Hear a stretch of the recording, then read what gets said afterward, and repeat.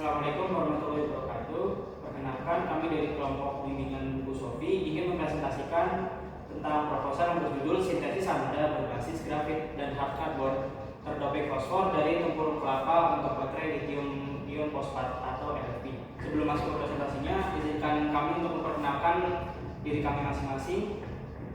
Saya Intan Kasari dengan interaksi 77. Saya Nabila Zualia dengan NIM 378. Saya Rina Akhirisani dengan NIM 190. Saya Said Hadi dengan NIM terakhir 193. Baik, jadi di sini kami akan membahas yang pertama itu ada introduction, yang kedua ada teori penelitian, yang ketiga ada metode pembuatan, yang keempat ada analisis pengujian, dan yang kelima ada kesimpulan. Baik, untuk yang pertama, apa sih sebenarnya baterai lithium ion itu? Jadi baterai lithium itu merupakan baterai ulang yang bekerja dengan memanfaatkan perpindahan ion lithium antara dua elektron dari berlawanan, yaitu anoda dan katoda.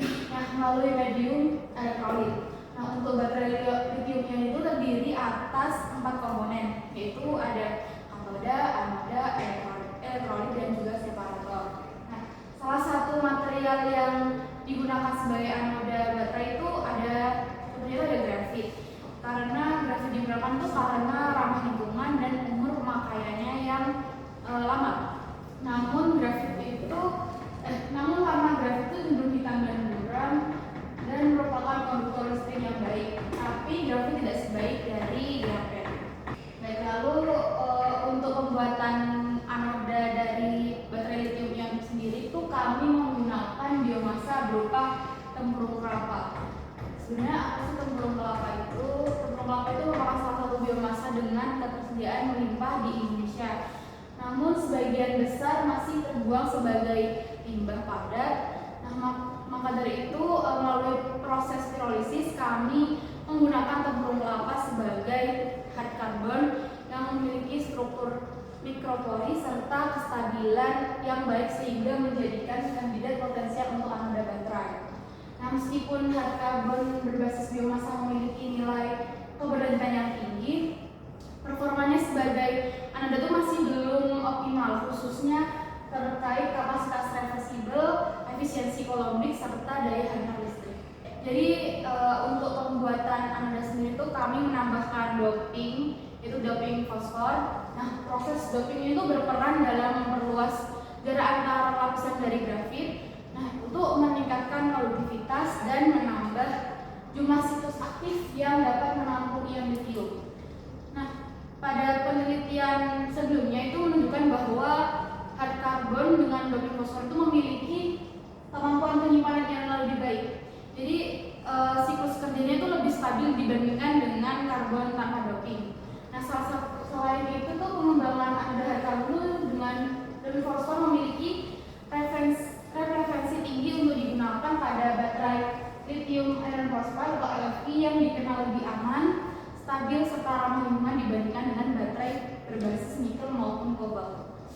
Nah, untuk tujuan dari penelitian kami sendiri itu ada dua. Yang pertama itu mengetahui pengaruh konsentrasi doping fosfor terhadap struktur morfologi, permukaan, dan sifat fisik serta kimia pada material anoda berbasis grafit dan hard carbon berbasis tempurung kelapa. Lalu yang kedua ada mengetahui perbandingan performa baterai LFP yang menggunakan anoda dari variasi grafit dan hard carbon berbasis tempurung kelapa dengan variasi doping fosfor. Selanjutnya ada metode pembuatan. Yang pertama itu ada alat-alat yang kita gunakan, yaitu ada tulis, oven, kaca arloji, tulis background, plate, lalu termometer, kaca analitik, dan magnetic stirrer bar, lalu ada blender dan juga mixing.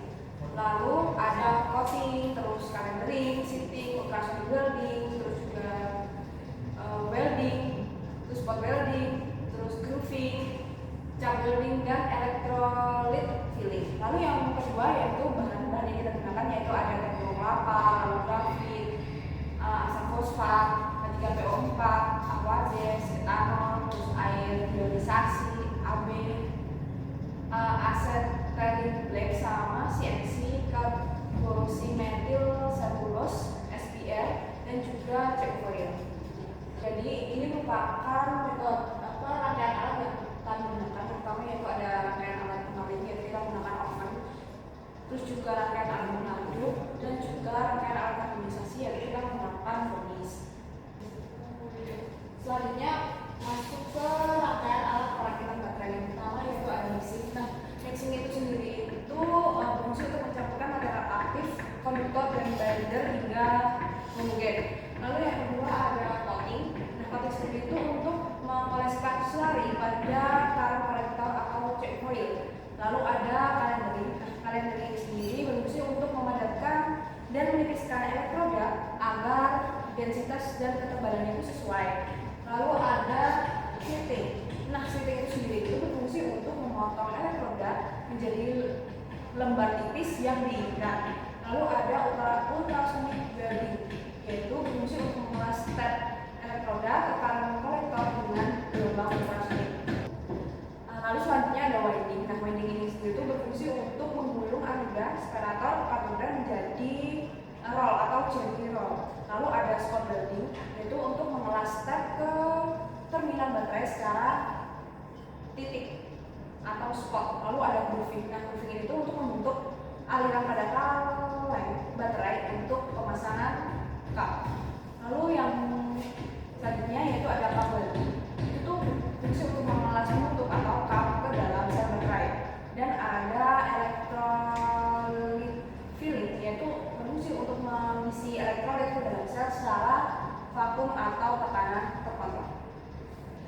Lalu yang ketiga, diagram alur perakitan baterai. Yang pertama, alur perakitan yaitu pengepresan lembaran katoda LFP dan anoda grafit menggunakan alat grafit versi mesin. Selanjutnya, melakukan pemotongan dengan sipling mesin. Selanjutnya, pemelasan ujung anoda dengan aluminium tape dan katoda dengan nickel tape dengan alat spot welding mesin. Selanjutnya, penambahan kap tape. Selanjutnya, hasil barat anoda dan katoda tadi ditambahkan separator kemudian digulung menggunakan binding mesin. Selanjutnya, pengelasan aluminium cast dengan bata menggunakan alat spot welding mesin. Selanjutnya, pengelasan spot welding mesin. Selanjutnya, pengelasan upper dengan spot welding mesin. Lalu dilanjutkan dengan pemasangan ke sel silinder. Lalu penambahan tutup menggunakan cap welding mesin. Selanjutnya, pengisian elektrolit LiPF6 ke glove box. Selanjutnya, penyegelan menggunakan shielding mesin. Lalu, pengujian performa elektrokimia sel baterai. Dan langkah yang terakhir adalah pengolahan data. Selanjutnya kita masuk ke analisis pengujian. Adapun di sini untuk analisisnya kita menggunakan beberapa alat. Yang pertama di sini ada XRD atau X-ray diffraction yang digunakan untuk mengukur perubahan jarak antara lapisan karbon atau bahasa lainnya interlayer spacing. Kemudian kita masuk ke SEM atau scanning electron microscopy yang dimana alat ini berfungsi untuk mengamati morfologi dan struktur pori dari material. Selanjutnya kita masuk ke spektroskopi Raman. Alat ini digunakan untuk mengidentifikasi tingkat dan tingkat teraturan dari karbon tersebut. Kemudian ada CDC atau cyclic discharge capacity yang digunakan untuk menguji kapasitas pengosongan dan pengisian baterai. Kemudian kita masuk ke hasil karakteristik struktur dan morfologi.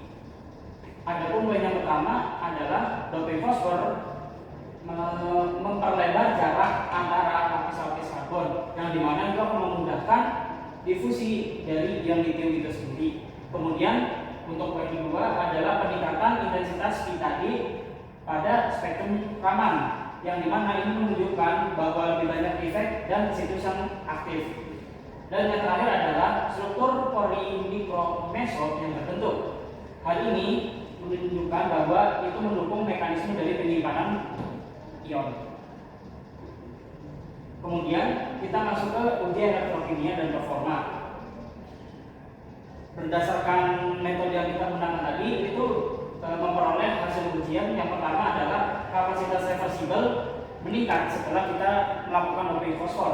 Kemudian efisiensi loading lebih tinggi dibandingkan dengan hard carbon tanpa doping. Dan yang terakhir adalah stabilitas siklus yang lebih baik atau performa dapat bertahan lebih lama. Selanjutnya di sini ada perbandingan antar biomasa versus dengan kapasitas itu masing-masing. Yang pertama di sini ada sugar cane base yang dimana mempunyai kapasitas sebesar 323,6 mAh. Kemudian ada agricultural biomass yang dimana mempunyai 358 mAh. Kemudian ada tongkol jagung memiliki biomasa kurang lebih 300 sampai 350 mAh. Kemudian ada hapok fiber di 350 mAh. Kemudian ada glukosa yang memiliki kapasitas 700 mAh. Kemudian poin 6 yaitu adalah biomass drive polymeric yang dimana hanya memiliki kapasitas sebesar 100 mAh. Kemudian ada coconut shell di sini, coconut shell yang kita gunakan yaitu memiliki kapasitas sebesar 372 mAh. Kemudian ada olive pomace yang dimana memiliki kapasitas sebesar 300 mAh. Ada bambu paste yang memiliki kapasitas sebesar 292 hingga 348 mAh. Dan yang terakhir adalah agricultural yaitu di atas dari 300 mAh.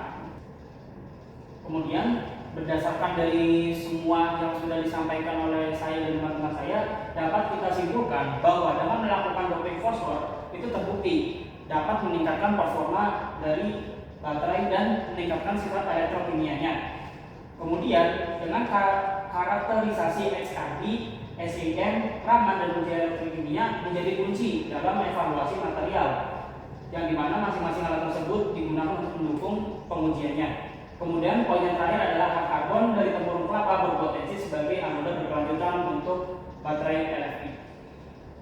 Sekian presentasi yang dapat kami sampaikan terkait baterai. Apabila ada kesalahan mohon dimaafkan. Wassalamualaikum